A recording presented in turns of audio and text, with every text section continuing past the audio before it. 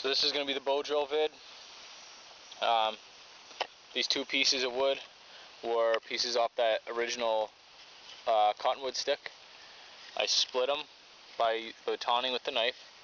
It had a natural check in it like this one already, and if I can, I like to use that to my advantage, whereas I'll put the knife blade right in the check and baton it that way, and it likes to just follow the grain. So I've got my baseboard. Yeah, I got my baseboard ready. So where I put my foot on it, like you can see it's a little wobbly, but you want it to be steady when you put your foot on it so it's not bouncing all over. And I usually put my foot about that far from the edge, so I have, about that far from the edge, right next to the hole I'm drilling, so I have a lot of leverage on it. So as long as when you put pressure down there, it's not going to move, that's good for me. So it's fine if it wobbles, but when I put my foot down, it's fine. Now this is the other piece of the wood which I batoned, and I'm going to make a spindle out of that. Now it's really wide, so instead of carving it down, I'm going to baton a little chunk off of it.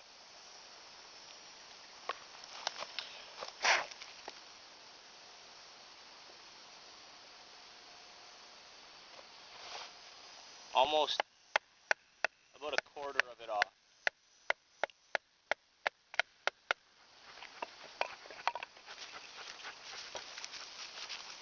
Now I'm probably going to use the smaller piece, the quarter that I chopped off, because I don't really want a fat spindle with this wood. It's nice and hard, and I like to have a smaller in diameter spindle for the harder wood. Something like willow or a softer cottonwood than this, I'll use a big fat round spindle, but this cottonwood's seasoned pretty good, so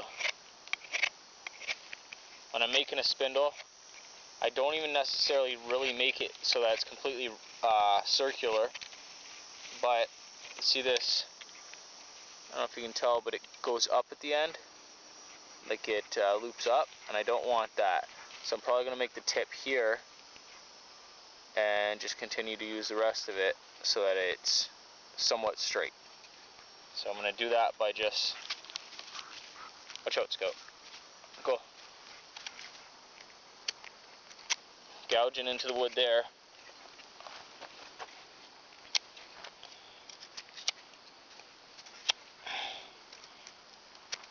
Until I take it off.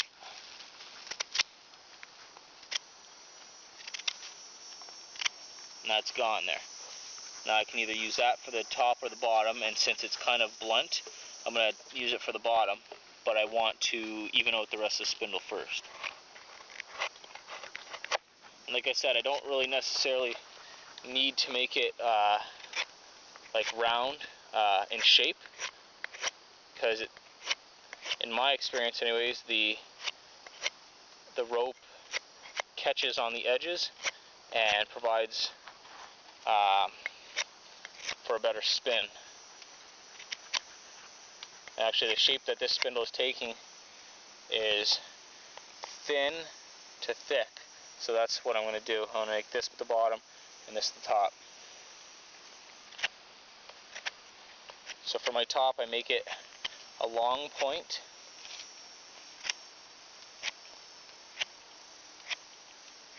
so that there's minimum friction on the top and maximum friction on the bottom.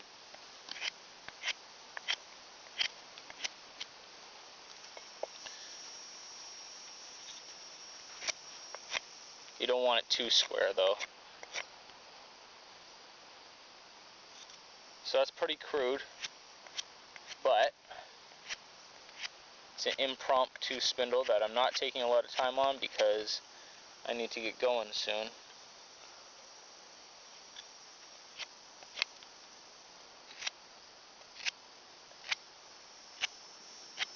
So there's my spindle. That's where I'm going to leave it. Nice and pointy, like a duller point at the bottom and a long point at the top. I'm going to figure out where I want to put it on the baseboard. Right there looks good. I'm going to make a little indent with the spindle. Then I'm going to drill a hole with the knife. Another good thing about this knife, it doesn't have a weak tip, so I'm not afraid of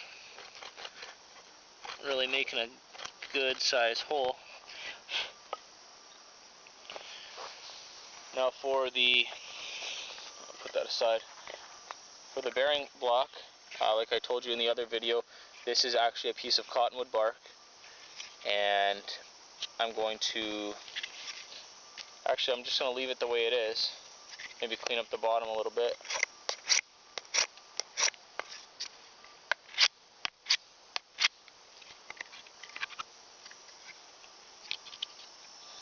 But there's been like, it's been burned hollow, so I can't use the middle part of it. So maybe I will cut it, put it on this side. Use my saw because it's easier.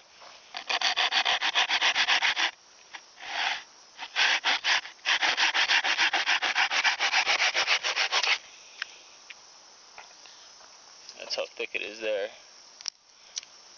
And like with the baseboard, I'm just going to put a hole, or start a hole, right about where my palm is on the other side.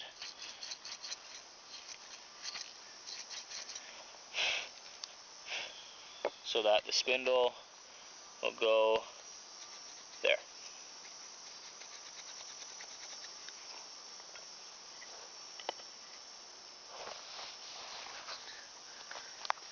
And my bow I brought from home because I don't like making a bow. It's not very hard, but I don't like it.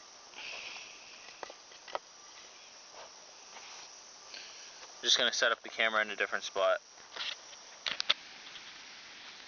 Okay, so string up the spindle, grab my base or my socket, and I wouldn't want to do this right on the ground if there had been any kind of moisture in the past few days, but it's been bone dry here, so I'm not too worried about it.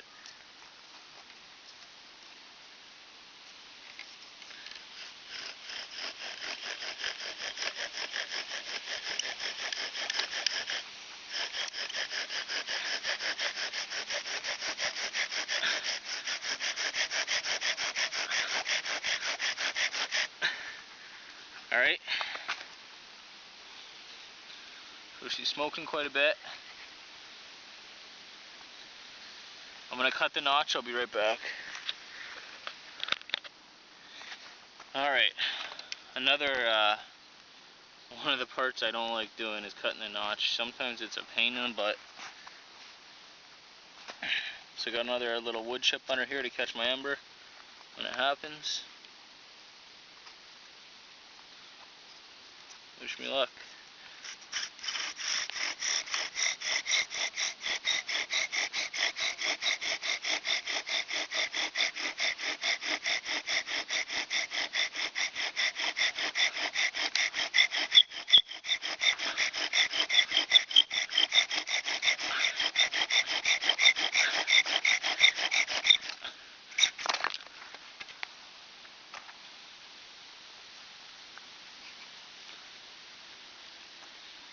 She popped out on me.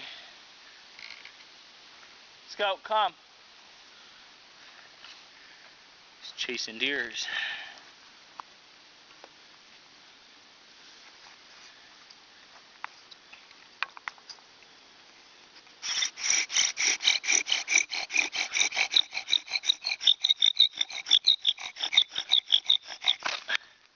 Damn.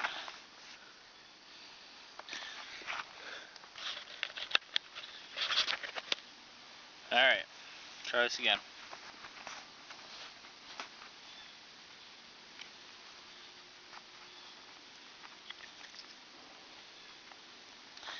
And it gets harder the more tired you get.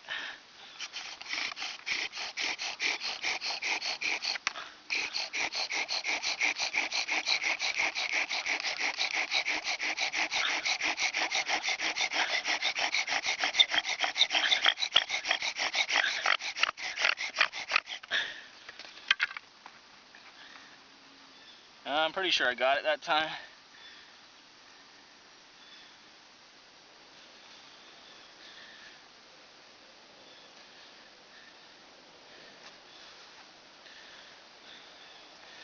So this is gonna have to be one of those non-rushing situations like Iz was talking about, because I didn't prepare a tinder bundle. I don't know why. I think I was trying to hurry up too much, but go see if I can wrap one up real quick before the ember goes out. Okay, so here's my flint and steel kit, and luckily I have some jute twine in there, which can be my tinder bundle, and I have some chaga, which I'm going to use to extend the life of the coal. So considering I've got an abundance of chaga, I'm just going to use this big piece. One second. Okay, let's see if I can do this.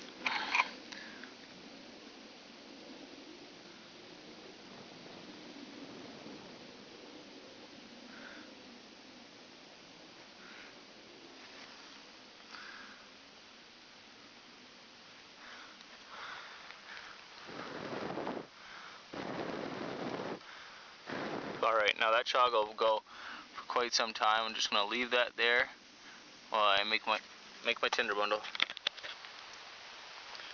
So there's my impromptu tinder bundle made of jute twine and some monster coal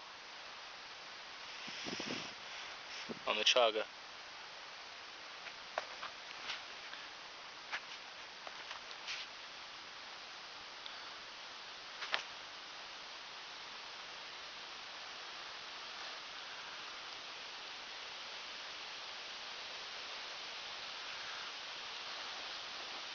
There we go.